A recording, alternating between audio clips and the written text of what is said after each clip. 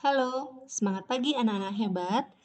Video kali ini, Bu Guru akan membuat ulasan materi-materi yang sudah kita pelajari seminggu terakhir ya, tema 1, subtema 2. Namun tidak semua materi yang Bu Guru ulas hari ini, ada beberapa materi penting yang ingin Bu Guru tekankan melalui video ini. Ya, oke langsung saja. Nah, yang materi kita hari Senin yaitu tentang ide pokok. Nah, waktu itu Ibu Guru memberikan tugas kepada kalian untuk menentukan ide pokok dari sebuah paragraf. Nah, sebenarnya ide pokok itu apa sih? Nah, ide pokok adalah sebuah gagasan atau masalah utama yang dibahas dalam sebuah paragraf. Nah, ide pokok ini mempunyai istilah lain, yaitu pokok pikiran, gagasan utama, dan bisa juga disebut sebagai gagasan pokok. Oke, Bu Guru contohkan ya. Ini ada sebuah paragraf nih. Kura-kura Galapagos merupakan jenis kura-kura yang dapat terbilang besar. Panjang tubuh kura-kura Galapagos dapat mencapai 1,87 meter dengan berat sekitar 317 kg. Kura-kura ini memiliki leher panjang. Kura-kura Galapagos merupakan hewan herbivor, yaitu hewan pemakan tumbuhan. Kura-kura Galapagos adalah salah satu hewan yang dilindungi. Nah, dari paragraf ini, apa sih ide pokoknya atau inti utama dari permasalahan yang disampaikan dalam paragraf itu? Nah, ide pokoknya adalah ciri-ciri kura-kura Galapagos. Wah, kok gampang sekali sih Bu Guru? Iya, memang gampang ya. Memang singkat, ide pokok itu memang singkat. Jadi tidak perlu kalian menulis panjang lebar sampai 2-3 kalimat. Kalau kalian sampai menulis 2-3 kalimat itu artinya menulis paragraf kembali ya, tidak membuat atau tidak menentukan ide pokoknya. Ide pokok itu cukup sebuah kalimat saja yang merupakan inti dari paragraf tersebut. Oke, kira-kira kalian bisa memahami ya. Oke, berikutnya di hari Selasa kita belajar IPA ya, tentang perkembangbiakan vegetatif hewan. Nah, ini materi yang ingin Bu Guru tekankan tentang perkembangbiakan vegetatif hewan. Nah, biasanya hewan yang kalian tahu itu kan mereka berkembang biak dengan secara generatif atau melalui proses perkawinan. Nah, ternyata ada juga hewan yang berkembang biak tanpa melalui proses perkawinan. Ya, seperti contohnya ini adalah hidra. Hidra ini berkembang biak dengan cara tunas. Ini contoh hidra atau hewan laut ya. Kelihatannya seperti tumbuhan, tapi sebenarnya ini adalah hewan. Ya, hidra dengan cara tunas. Ada lagi contoh lainnya yaitu ubur-ubur, berkembang biak juga dengan tunas. Ya, kemudian yang kedua adalah cacing pipih atau planaria. Nah, cacing planaria ini berkembang biak, ini namanya proses fragmentasi. Fragmentasi. Jadi awalnya seekor cacing planaria itu akan memotong tubuhnya ini menjadi 3 bagian. Menjadi 3 bagian. Ya, ini ada kepala, kemudian badan, dan bagian ekor. Nah, ketiga bagian ini akan tumbuh menjadi individu baru, cacing planaria yang baru. Ya, nah proses ini disebut sebagai fragmentasi. Kemudian ini hewan mikroba ya, amoeba. Nah, kita tidak bisa lihat dengan kasat mata amoeba, kita harus menggunakan alat bantu mikroskop untuk melihat amoeba ini. Nah, amoeba berkembang biak dengan cara membelah diri. Nah, satu individu amoeba ini yang pertama yang mereka lakukan adalah membelah inti selnya ya. Ini titik-titik di tengah ini adalah inti sel. Membelah inti selnya kemudian diikuti oleh pembelahan bagian tubuhnya sehingga terpisah, dan ini hitungannya detik bahkan ya. 1 detik itu bisa menjadi ribuan ya. Amoeba cepat sekali perkembangbiakan amoeba itu dengan cara membelah diri ya. Oke, ini adalah contoh perkembangbiakan vegetatif hewan. Dan contoh lainnya bisa kalian cari di Google ya. Untuk membelah diri ini ada banyak mikroba-mikroba lainnya itu rata-rata berkembang biak dengan cara membelah diri ya. Oke, berikutnya untuk materi PPKN Bu Guru tidak ulas lagi karena sebagian besar atau bahkan semua dari kalian itu sudah benar jawabannya. Nah, berikutnya yang ingin Bu Guru tekankan lagi yaitu materi tentang kondisi geografis Asia Tenggara. Nah, Asia Tenggara ini adalah peta Asia Tenggara ya. Oke, kalian pasti masih ingat tentang ASEAN kan? Association of Southeast Asian Nation itu adalah perkumpulan negara-negara Asia Tenggara. Nah, kondisi geografis. Pasti kalian masih bingung ya, apa itu kondisi geografis? Kondisi geografis itu adalah suatu keadaan alam yang terjadi pada permukaan bumi di wilayah tertentu. Jadi ditekankan di sini adalah geografis itu adalah keadaan alam. Jadi keadaan alam ya, keadaan alam. Misalnya itu keadaan alam itu bisa berupa letak ya, letaknya di posisi koordinat mana, apakah itu berada di dekat Khatulistiwa, di utara Khatulistiwa, atau bahkan di selatan Khatulistiwa. Kemudian reliefnya seperti apa? Apakah relief itu bentuk permukaannya ya? Apakah dia berupa lembah, gunung, bukit, ya, atau dataran tinggi atau dataran rendah? Itu namanya relief. Kemudian cuaca dan iklimnya seperti apa? Apakah itu iklim tropis atau subtropis ya? Kemudian cuacanya seperti apa ya? Cuacanya misalnya hujan sepanjang tahun atau bahkan kering ya. Kemudian jenis tanahnya seperti apa? Apakah tanahnya tandus, tanahnya subur ya, tanahnya berpasir.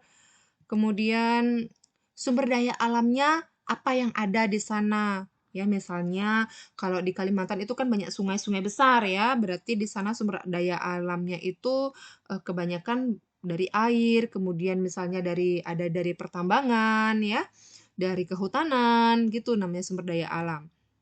Kemudian flora dan faunanya. Flora itu adalah tumbuhan dan fauna itu adalah hewan. Jadi hewan apa saja yang khas atau endemik dalam wilayah tertentu.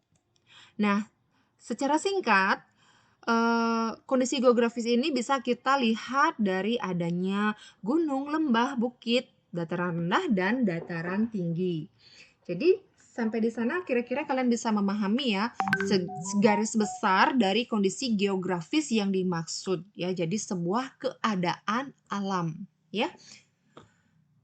Nah, kondisi geografis inilah yang mendukung adanya kegiatan ekonomi masyarakatnya ya. Misalnya, kalau kondisi geografisnya itu daerahnya daerah pantai, kegiatan ekonomi apa sih yang bisa dikembangkan? Misalnya jadi nelayan, itu sudah pasti ya. Atau bahkan kalau misalnya mempunyai pantai dengan pasir putih, yang pantai yang indah, itu bisa saja mengembangkan destinasi wisata ya, seperti Pantai Kuta, Pantai Pandawa, dan pantai-pantai indah lainnya ya. Kemudian jika dia daerahnya itu atau kondisi alamnya itu bagus untuk pertanian atau persawahan ya, sawahnya banyak gitu. Jadi kegiatan ekonomi yang dikembangkan itu misalnya bercocok tanam ya, atau bisa juga dijadikan sebagai tempat pariwisata atau agrowisata seperti Jatiluwih, kemudian rice terrace yang ada di Ubud ya, seperti itu. Kemudian bagaimana kalau kota besar? Nah, kota besar kan nggak punya pantai tuh, nggak punya sawah. Apakah bisa mengembangkan kegiatan ekonomi? Bisa, ya, bisa. Misalnya dia mengembangkan sebuah pabrik ya, di kota besar itu kan kebanyakan pabrik ya. Kebanyakan masyarakatnya itu buruh pabrik, kemudian banyak ya kegiatan ekspor impor gitu ya di kota-kota besar. Kemudian apakah mungkin kegiatan pariwisata? Mungkin, ya. Ini seperti yang di Singapura. Ini kan ada Marine Sunbai. Ini kan salah satu destinasi wisata terkenal dunia, ya. Bahkan di Singapura itu mengembangkan sebuah transit terbesar ya. gitu. Lumayan kota besar tuh bahkan banyak kegiatan ekonomi yang bisa dilakukan. Kemudian, nah kalau misalnya di daerah Sulawesi atau di daerah Kalimantan, seperti sebagian besar daerah Malaysia juga, itu ada banyak hutan ya, hutan yang luas, kemudian perkebunan yang luas juga. Nah, apa sih yang bisa dikembangkan kondisi kegiatan perekonomiannya? Nah, bisa ya penduduknya bisa menjadi petani pinus, kemudian penyadap getah karet, ya, kemudian mengembangkan perkebunan kelapa sawit, atau bahkan kalau misalnya di daerah itu banyak pohon kelapa, saking banyaknya pohon kelapa, maka kelapa itu akan diubah menjadi kopra. Jadi kondisi geografis itu sangat menentukan ya, kegiatan ekonomi apa sih atau pekerjaan apa yang bisa dilakoni oleh masyarakatnya. Dan satu hal lagi yang sangat kaya kan, kita Indonesia tuh sangat kaya, atau bahkan daerah lain seperti Brunei Darussalam itu banyak sekali punya talang-talang minyak gitu ya, pertambangan ya. Misalnya kalau daerahnya itu berpotensi banyak batu baranya, akan ada pertambangan batu bara, kemudian pertambangan minyak dan gas, atau seperti yang ada di Papua itu Freeport itu ya, jadi pertambangan emas. Nah, itu juga dipengaruhi oleh kondisi geografis sebuah daerah. Jadi sampai di sana bisa ya. Nah, kegiatan geografis ini sangat berhubungan dengan kegiatan ekonomi atau kerjasama ekonomi antar negara. Jadi kalau ditanya kerjasama ekonomi apa yang bisa dilakukan, kalian jangan jawab dengan kegiatan politik ya, itu berbeda.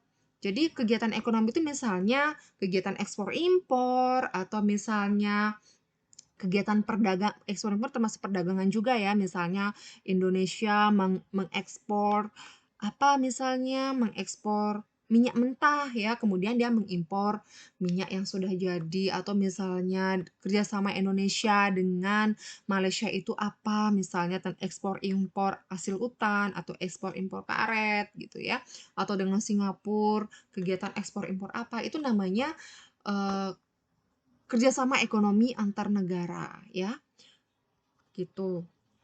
Oke, sampai di sana mudah-mudahan kalian bisa memahami ya tentang kondisi geografis dan hubungannya dengan kegiatan ekonomi masyarakat. Nah, ini nih yang paling Bu Guru ingin tekankan tentang latihan matematika di hari Rabu ya. Hari Rabu. Nah, waktu itu Bu Guru memberikan 5 soal ya. Yang pertama, nyatakan peristiwa berikut dalam bilangan bulat. Nah, bilangan bulat, turun, Aris turun tangga. Turun tangga itu bukan ditulis dari -6 kemudian -5, bukan seperti itu maksud Bu Guru ya. Jadi peristiwa turun, karena turun berarti kan negatif ya. Jadi jawabannya -6. Tuh ya. Kemudian yang B itu suhu puncak Dian pagi ini 7 derajat Celcius di bawah titik beku. Yang ditekankan adalah di bawah titik beku, berarti -7 ya. Kemudian yang kedua, isilah titik-titik dengan tanda kurang dari, lebih dari, atau sama dengan ya. Atau lebih kecil atau lebih besar ya, bisa saja disebut seperti itu. Yang A, 17 dibandingkan dengan 71, -71, yang lebih besar itu jelas bilangan yang positif ya. Ini 17 lebih besar dari -71. Nah, yang B, -21 itu dengan positif 21. Nah, sudah tentu bilangan negatif itu lebih kecil ya nilainya. Jadi -21 ini kurang dari 21. Nah, ini sesama negatif. Nah, kalau sesama negatif itu kalian lihat angkanya. Angka yang lebih kecil mempunyai nilai yang besar. Mana angka yang lebih kecil? Ini ya, 45 ini angka yang lebih kecil. Tetapi karena ini ada tanda negatifnya, jadi ini mempunyai nilai yang lebih besar, makanya tandanya seperti ini. Dan C ini banyak yang keliru ya, tolong diperhatikan, kemudian boleh diperbaiki jawaban kalian ya untuk dipelajari dalam materi berikutnya, biar nggak terus-terusan salah ya. Oke, berikutnya yang nomor 3. Urutkanlah bilangan bulat berikut dari yang terkecil. Nah, karena ini ditekankan dari yang terkecil ya.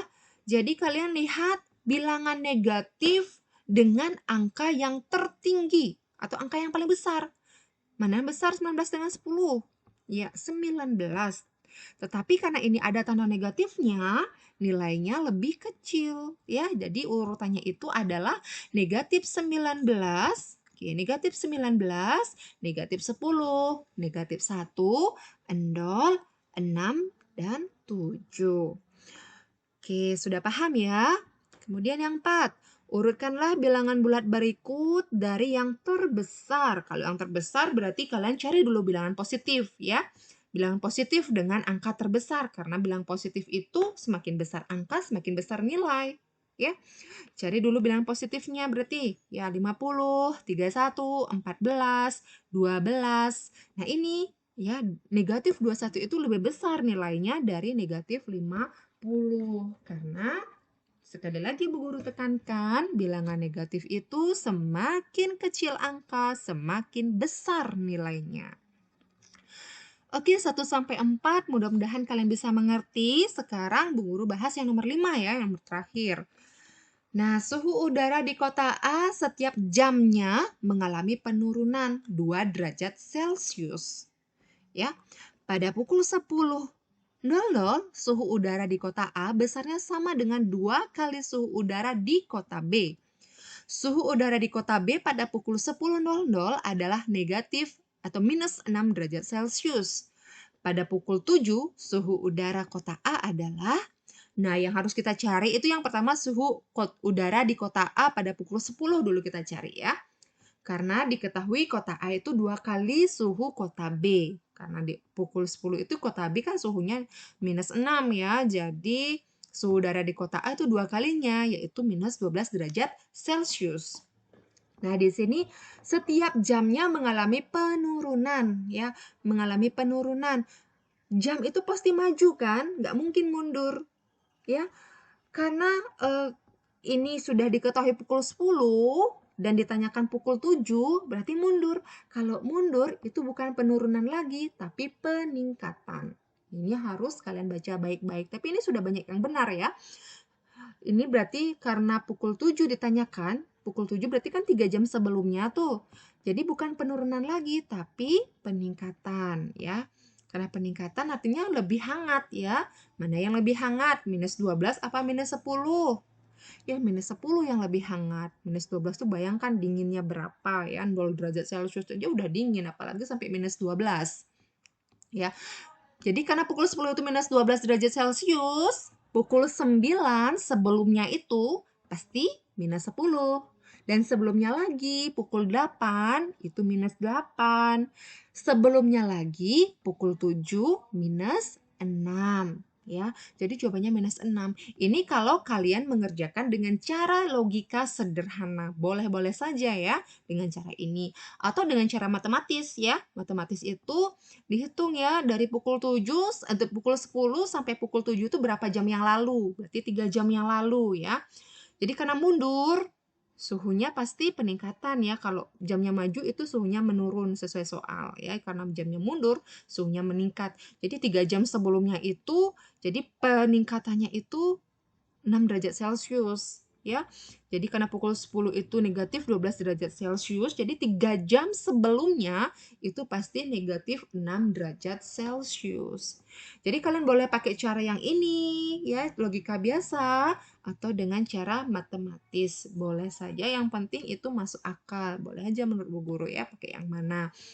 Dan ini sudah ada banyak yang benar, ada beberapa saja yang terkecoh.